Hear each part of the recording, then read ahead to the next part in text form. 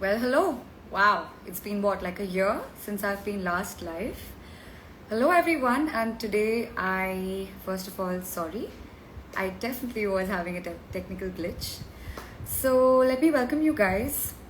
I thought of having this live session in this situation because I have a person who's really trained in this, a doctor with us, Dr. Marcus Rane, who definitely will be giving us an insight on self-care tips during COVID.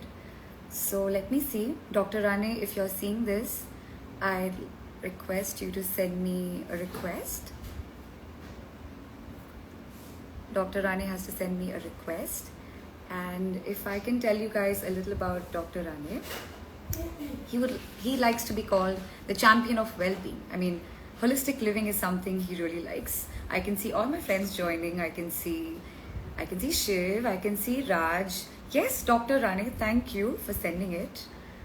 I'd like to see the request. Okay. This is something probably I'm doing a live after such a long time. I'm having a little bit of difficulty finding the request. Dr. Marcus, I'd request you to probably join again and send me a request so I can just access it. It might be easier.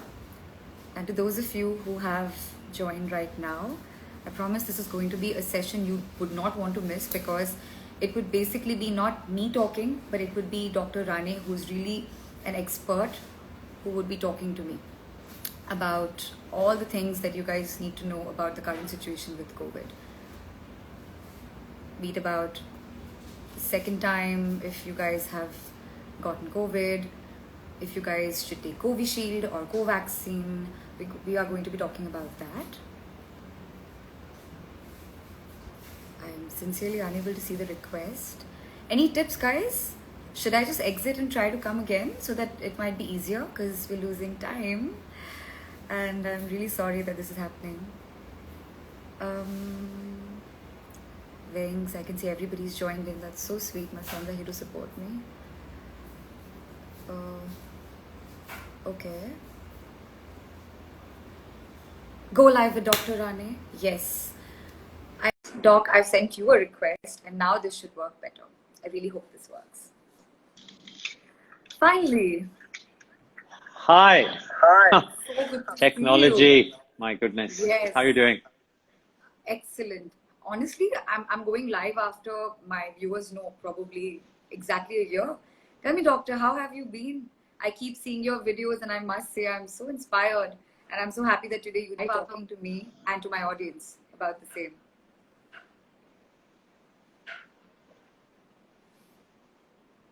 I'm fine. I just heard all of that very quickly. I think there's a little bit of a lag with the internet, but everything's good on my end. How are you doing?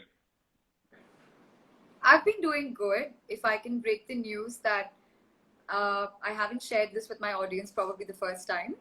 I actually tested positive for COVID for the second time, and I have actually gone through the second wave of COVID. So I must say I have recuperated. I'm doing better. So yes, that's news.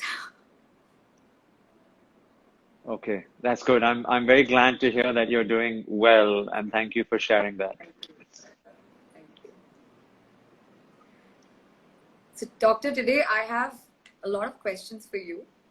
And those of you who probably would like to know more about doctor, would you just do a mini introduction of yourself? Then it would be much easier for my audience to know that how you are going to take this session forward, and how, you've written a book. We all know about that. You believe in holistic living and well-being. That's where we connected. So if I can say, doctor and me, we met in Himachal 2 months back when I was on like a digital detox, and we connected on several things, and he has a lot going on.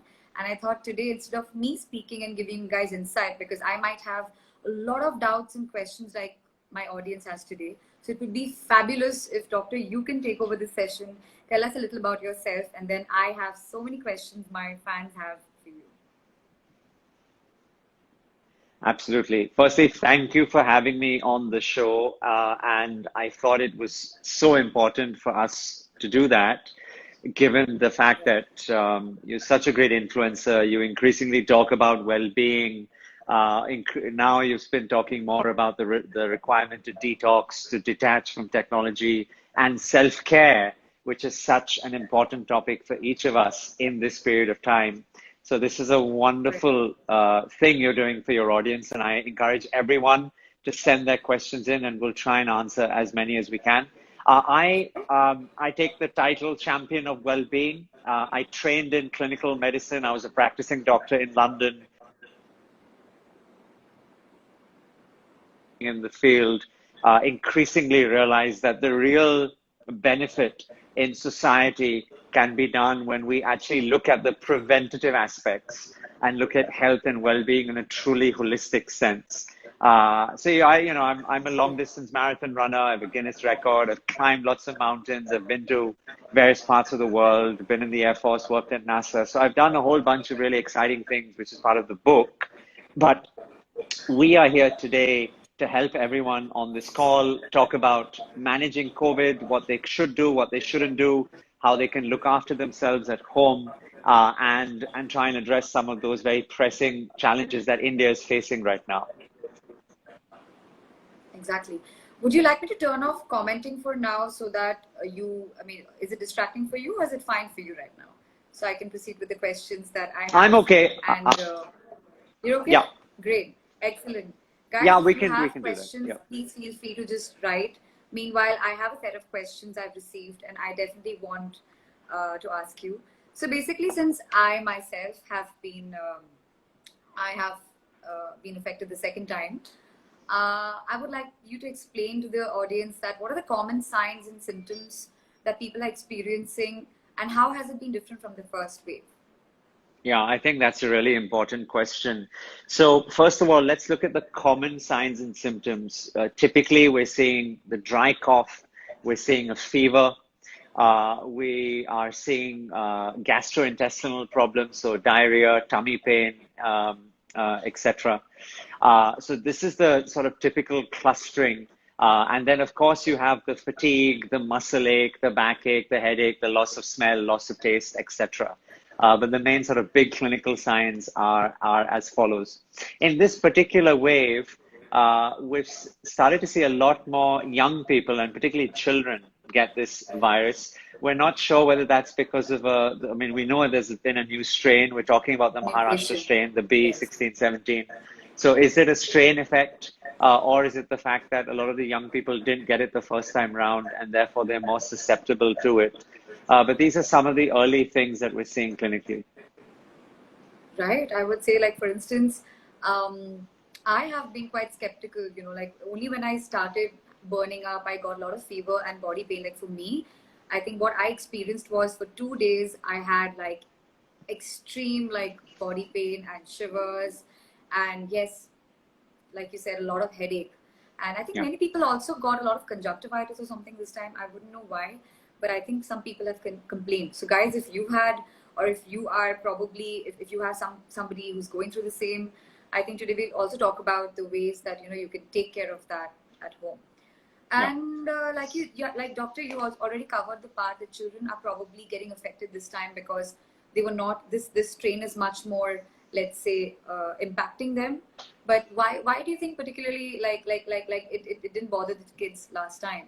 Is it because we were trying to be more careful? Are we trying not to be super careful right now because there isn't a proper lockdown in our country? I think a contributing factor to the fact that we're in now this huge second wave was the complacency that we as a nation went through at the end of the first wave, post Diwali and Christmas, January, February. We almost felt, and I know, people in India beating COVID. Right. Right. And there was a lot of bravado, there was a lot of pride around that, but that was too quick, too soon. And now we're seeing the consequences of that, whether it's the large mass gatherings for religious events, the large mass gatherings for political events, the large mass gatherings for sporting events. All of these things could have been avoided, and unfortunately, we as a nation are paying the consequences of that. True. I think that is something which I have observed during this time, that I mean, I was taking my time, trying to come online, go offline. And I was a little hesitant initially because I wanted to make sure I have the correct set of information to share with people. Because Mm. what is happening is a lot of misinformation is also being passed Yeah. in this whole thing, because social media is so impactful. I think we all should be quite responsible for is it legit or not? I guess that is also something very important.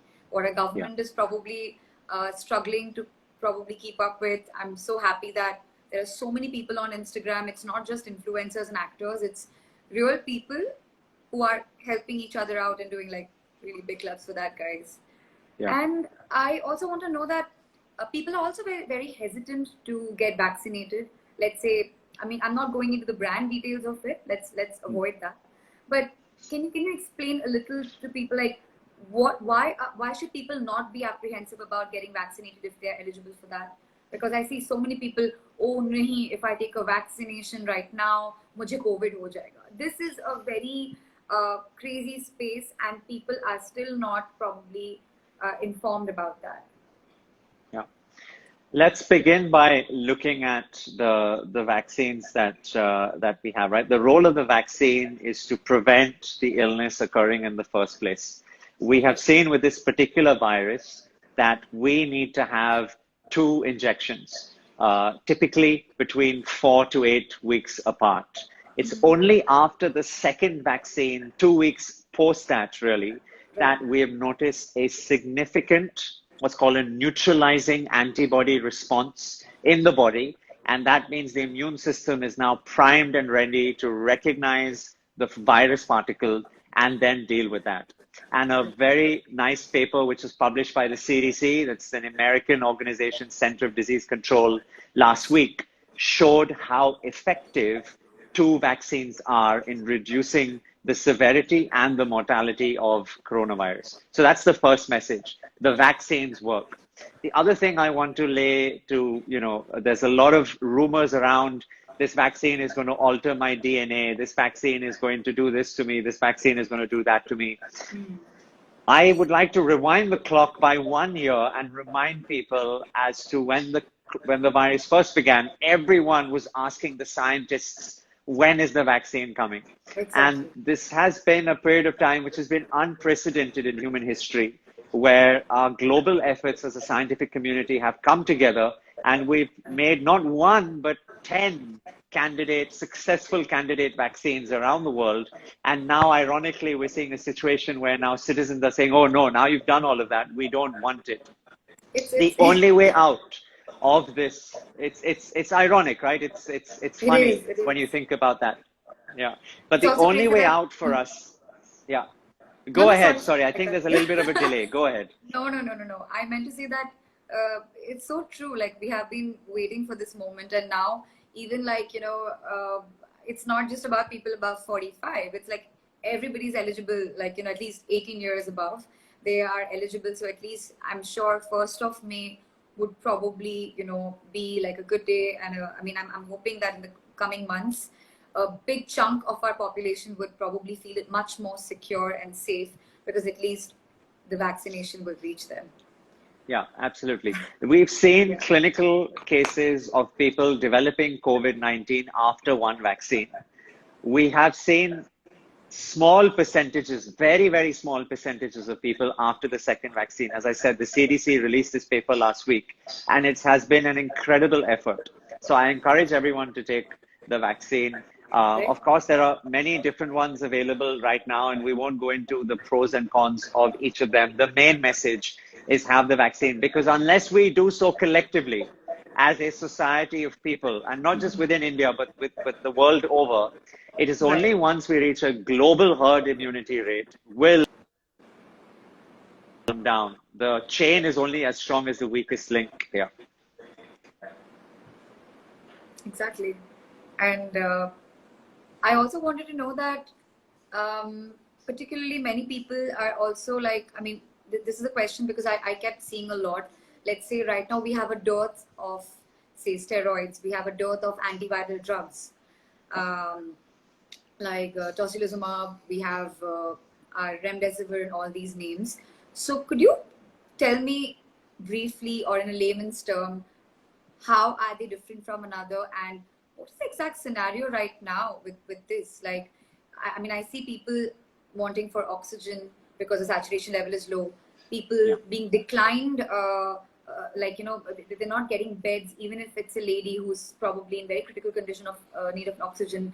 I mean, what is critical? What critical level are we talking about? Is it just that somebody who would require ventilator support, or who would absolutely, what is that cutoff, and what is being administered to probably bring them back, to revive them, or at least try to do that? Sure. Let me talk about the 4 drugs which have been shown through data to be effective. The first drug is oxygen. People often forget, but oxygen is a drug. It is toxic, it is addictive, and it needs to be given under the supervision of a doctor, right? But oxygen helps. The second medication which has been shown to be helpful is remdesivir. Remdesivir is effective in reducing the number of days which you have severe symptoms for. It does not alter your mortality rate. It does not alter the morbidity rate. The only symptoms for.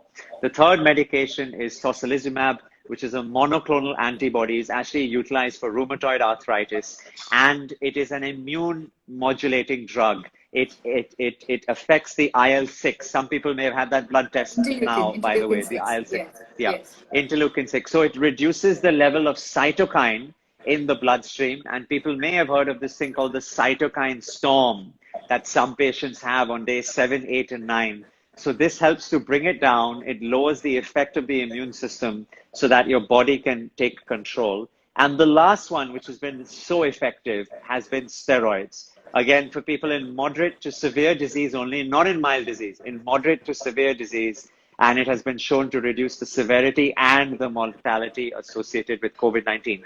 These are the only 4 medications. Everything else, the hydroxychloroquines, the antibiotics, and of course favipiravir. Sorry, I'll add Faviflu to that as well.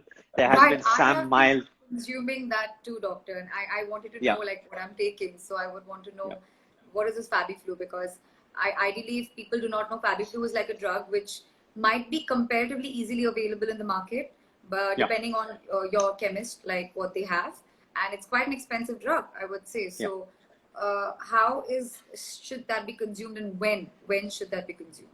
Faviflu is an antiviral medication. Its recommendation is to use it in people with mild disease early on. So if you get diagnosed with your RT-PCR, say on day 2 or day 3, and you have mild disease, then up until day 5 or 6, or maybe 7 maximum, a doctor can start the course of favipiravir, which is typically a 5 to 6 day course. It's got quite a complicated dosing schedule. On the first day, you need to have 9 tablets, and then on the second day, you need to have 4 tablets. But let the doctor advise a person on that, their local doctor. But these are the 5 medications. But favipiravir is only in mild cases early on in the disease. Once you get into moderate and severe, its efficacy really comes down. But what I want to stress is the antibiotics, the doxycycline, the ivermectin, which is an Azithromycin antiparasitic as agent, well. augmentin, all of these are antibiotics which in a primary viral infection have got no role to play. It, in fact, is causing more harm because we are increasing the resistance of antimicrobials to these antibiotics, and it will cause us future problems and complications. So please don't And we're killing the automatically good ask for it bacteria from a as well. doctor. There's no requirement of hydroxychloroquine anymore. We've known that it no longer works. It's never worked.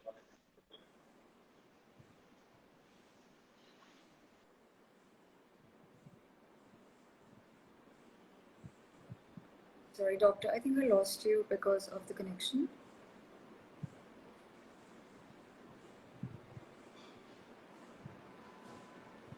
Hi.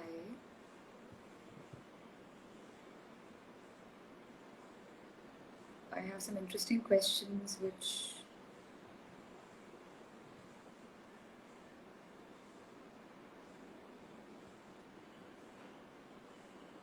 Okay. Sorry, guys. I think we're having a little concern with the thing. Doctor, if you can join again, probably I can add you back.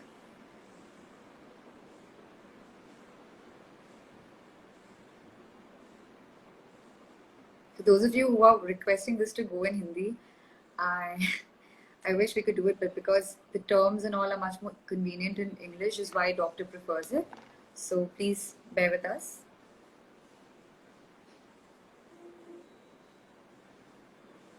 One moment. Go live with Dr. Rani. Connecting again. Right.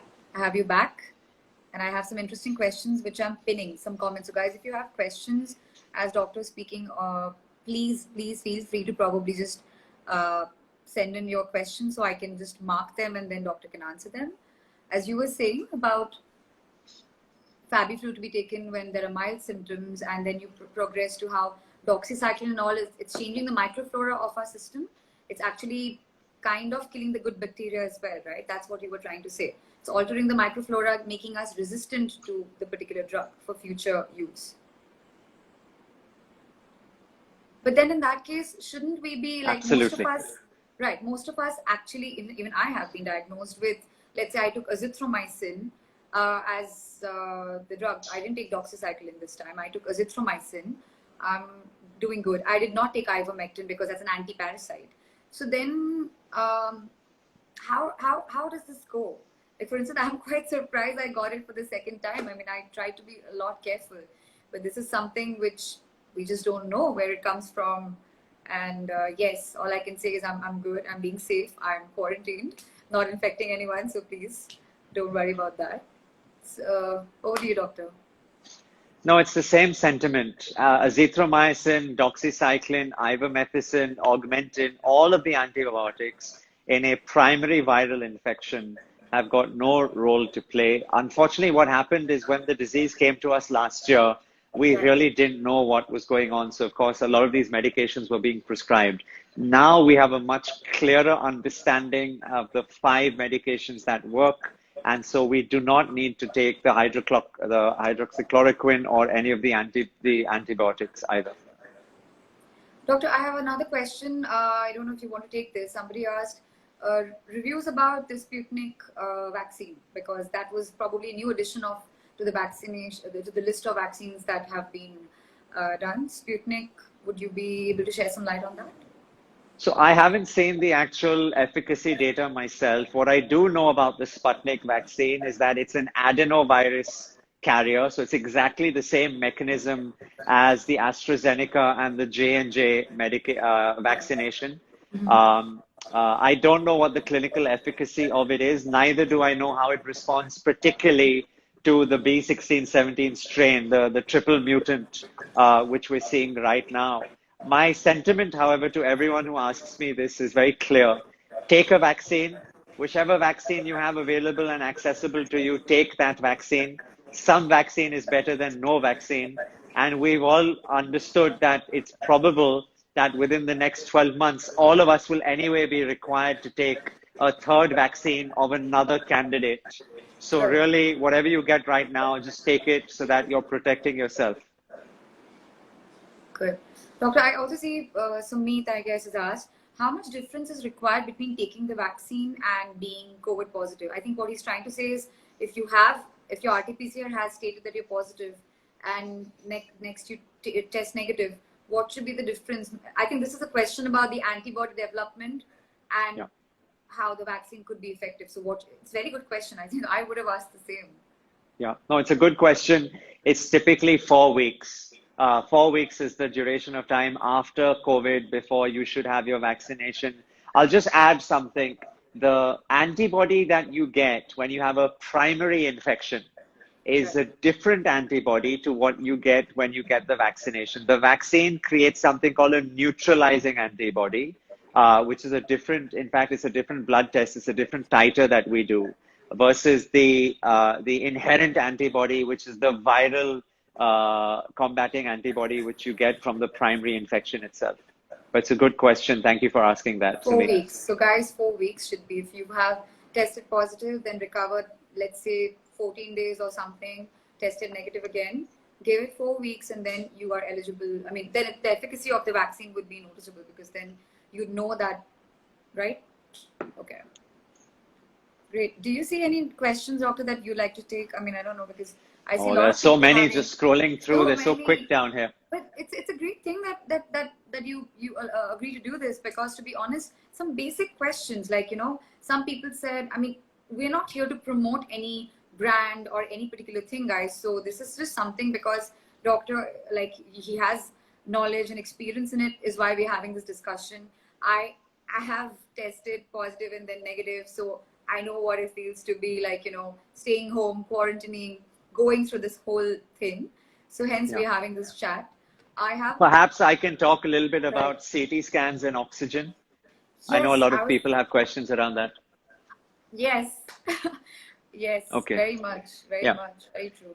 So we know that this virus, it enters primarily through the ACE receptor. It gets into the respiratory system, which is why we're seeing this interstitial pneumonia, which is where there's infiltrates widespread within the lung parenchyma, the lung tissue. This reduces the oxygen level. It causes the shortness of breath, the difficulty breathing, and the reduction in the Lost your audio, A sorry. lot of people have queries about when to do a CT scan.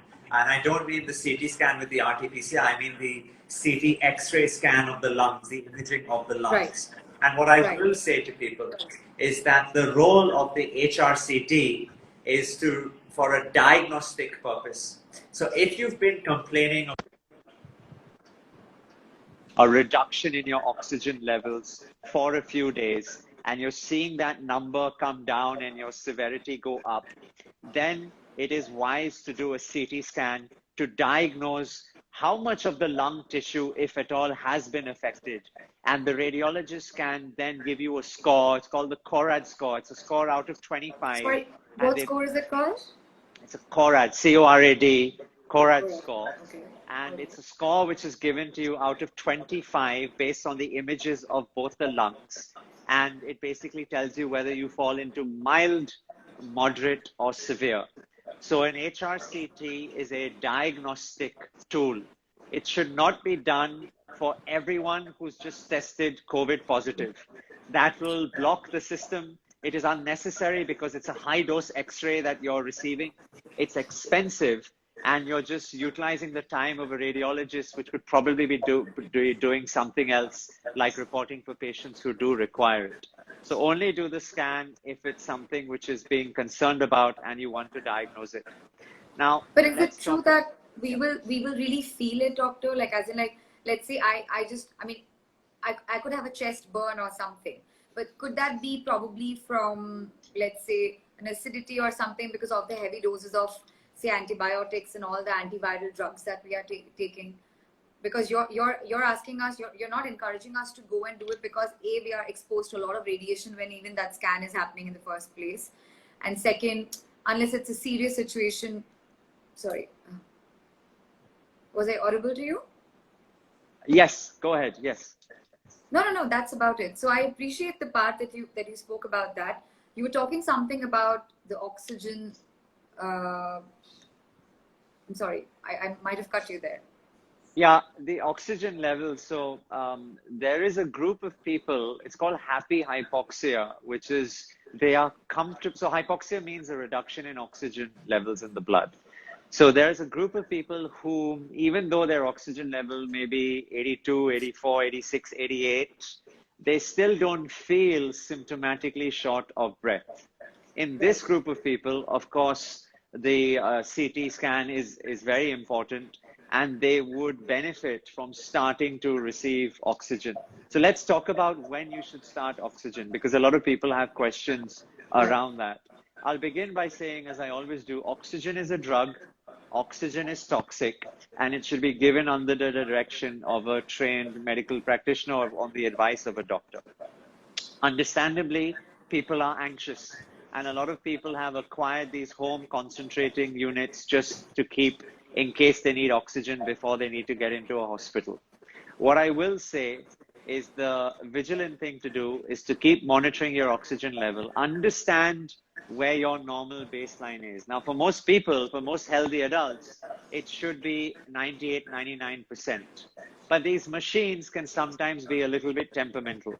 So you may find for yourself that on your particular machine, your reading is 96 to 97. See what your baseline, your normal baseline is after you sit down for 2 minutes of rest, taking some deep breaths in and out, and have the machine on your finger for at least 60 to 90 seconds. Then look at the number and make sure your finger is nice and warm, right? If you're sitting in the air conditioning, your level is going to be lower because you're not going to have enough blood going to the end of the finger, and so it's not going to recognize the oxygen, the red blood cells. And so that will artificially suppress your oxygen levels. So make sure you're sitting comfortably, you've taken some 9 deep breaths in, and then you measure your oxygen level. Understand what your baseline is. Now, after a period of days, if you're seeing your oxygen levels begin to reduce and it reaches a stage, maybe say 92 to 94%, and you're symptomatically beginning to feel the effects, your cough has worsened, your breathing has become more labored, you're unable to complete a full sentence, you feel short of breath, etc. This is the time when you get the CT scan done, and if you have a machine at home, you can slowly begin to take and start slow, 2 liters of oxygen per minute as a nasal prong, so wearing it around your nose at 2 liters a minute, and just see if your oxygen levels begin to rise. Again, I will say, please do this under the advice and guidance of your doctor so that they can tell you exactly. A mistake people do is they immediately turn that knob up to 5 liters per minute. Oh, that's like The a huge minute rush you do that, of.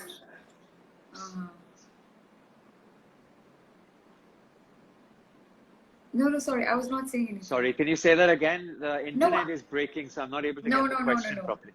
I meant to say that'd be like just an imbalance in like what my oxygen level was and the sudden gush of oxygen that my body would not be able to acclimatize to it.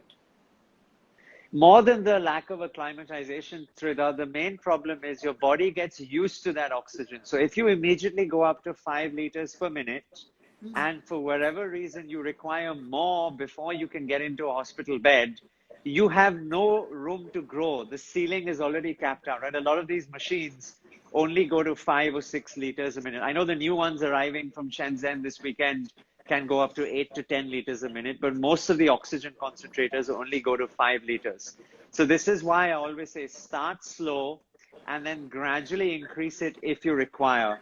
If you are on 2 liters of oxygen and your oxygen levels on your pulse oximeter is now well maintained, it's improved slightly, and it's holding at 94, 96, then that's 94 great. is normal. Okay. 94 is normal given the confines of this particular disease, right? The ultimate goal would be 98, 99, but it's perfectly natural for someone who's in a mild state with some lung involvement to see a reduction in their oxygen levels. So if the oxygen on 2 liters a minute has improved your blood oxygenation, you've seen it go up, your symptoms are improving, your heart rate is coming down, these are good signs. You can stay at that level. If you still find, even on 2 liters of oxygen, your oxygen levels stay low, your heart rate stays high, and your symptoms are getting worse, then you can slowly start to increase that effect. That's what the role of the oxygen concentrator is. It takes external air, it compresses it, and it creates oxygen. It's very different to an oxygen cylinder or a ventilator. Those are very different modes, and that's got different applications. Wow.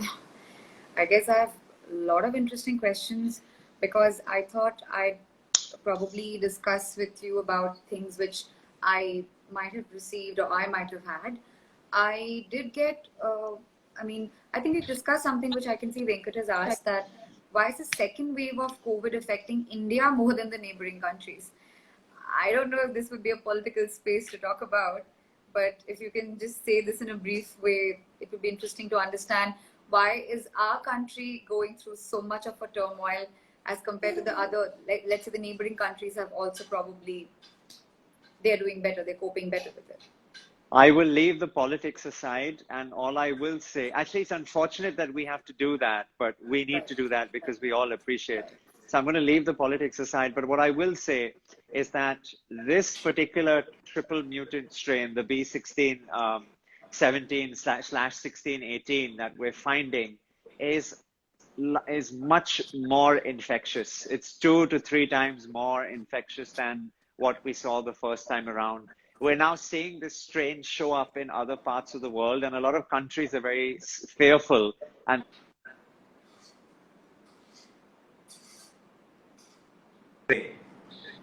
but this is why people are so fearful of it.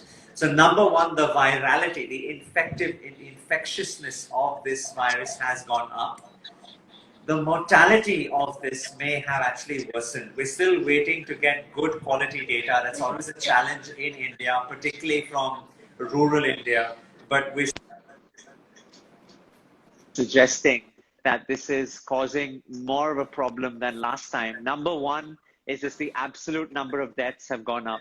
Number two is if you look at the cremation data, particularly from rural and tier 2, tier 3 cities and towns, the volumes of cremations have gone up as well.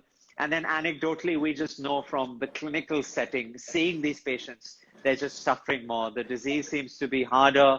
The symptoms are escalating much quicker, and we're seeing it in a much younger and younger age group now, even in people with no comorbidities, which is very different to what we saw in the first wave. Right.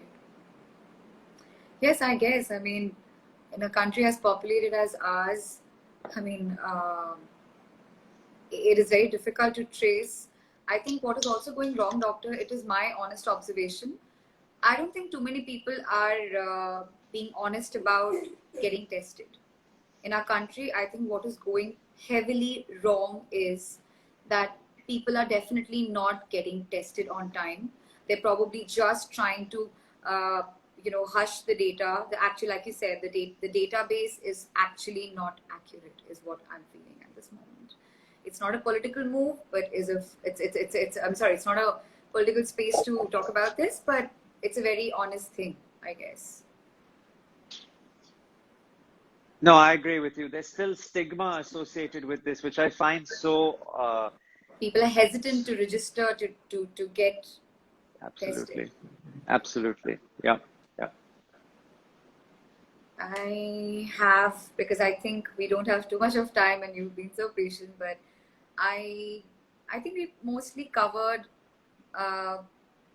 most of the questions, and I can see. Can I ask you something, please? Sure.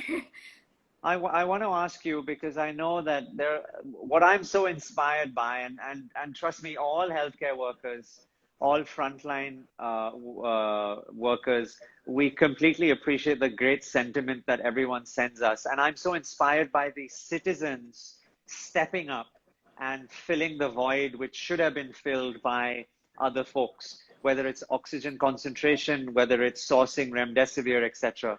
I've seen on your handle as well, you're doing some incredible work, linking people together, amplifying messages.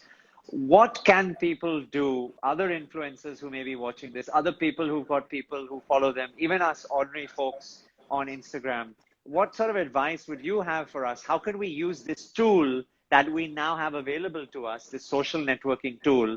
What are the 2 or 3 things that we can do to spread, amplify, and be effective in our local communities?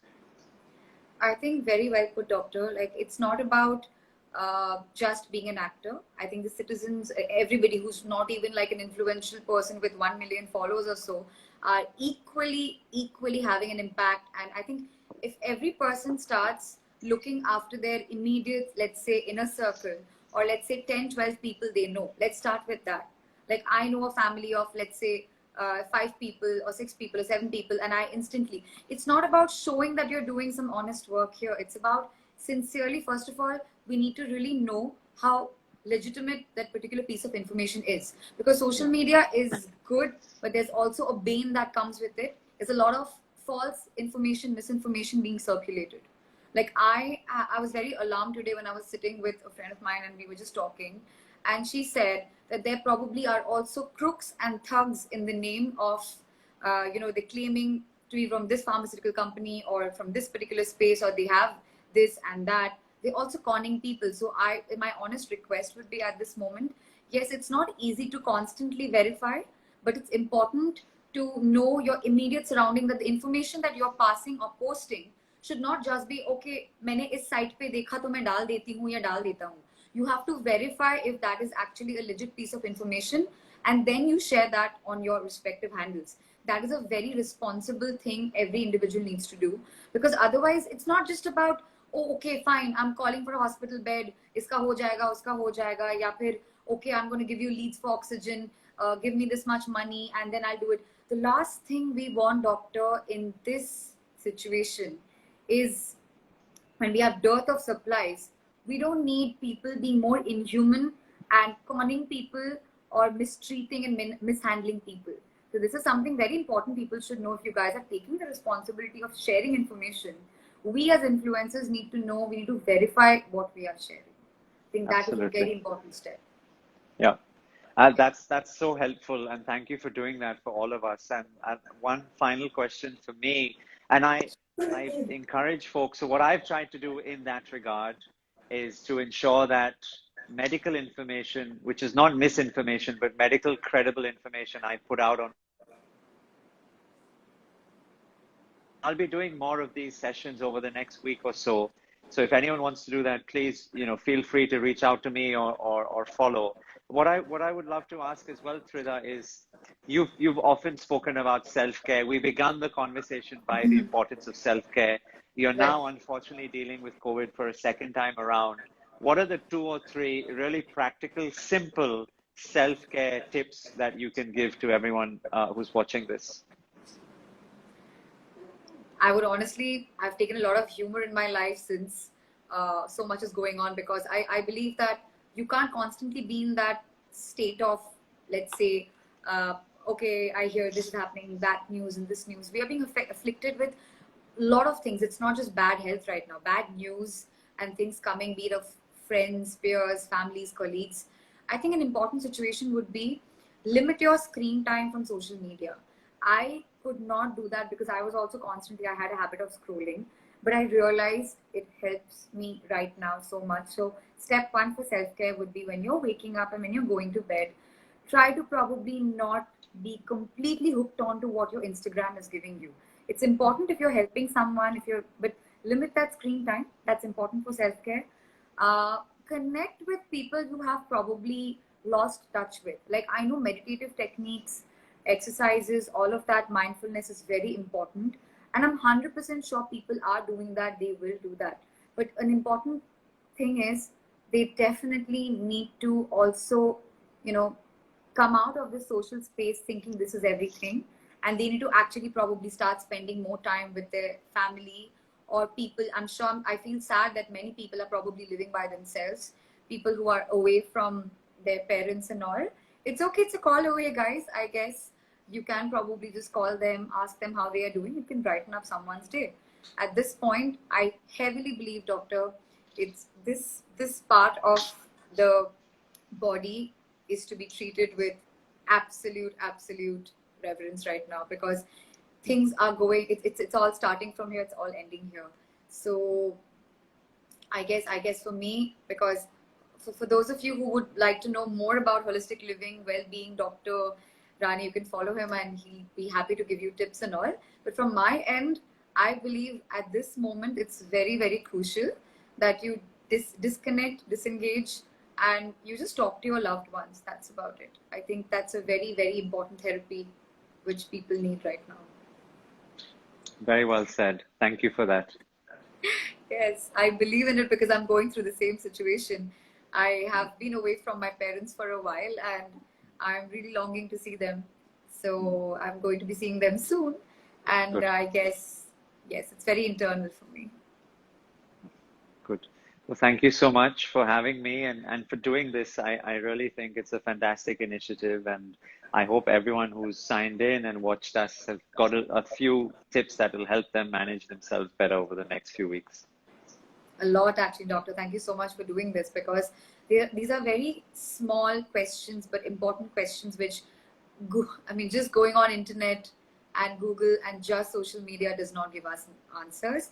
It's good that we had this conversation. I learned so much from you and I'm going to be keeping that in mind. Thank you so much for your time and I hope you're doing great.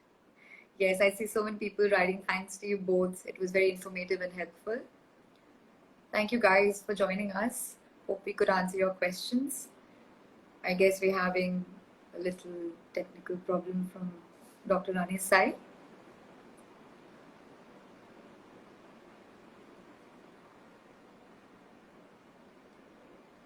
All right. Okay, Dr. Rani had to left, but you guys should definitely follow him and seek advice, because I'm 100% sure this was a session I've never done before. This was really so informative, like things I did not know probably.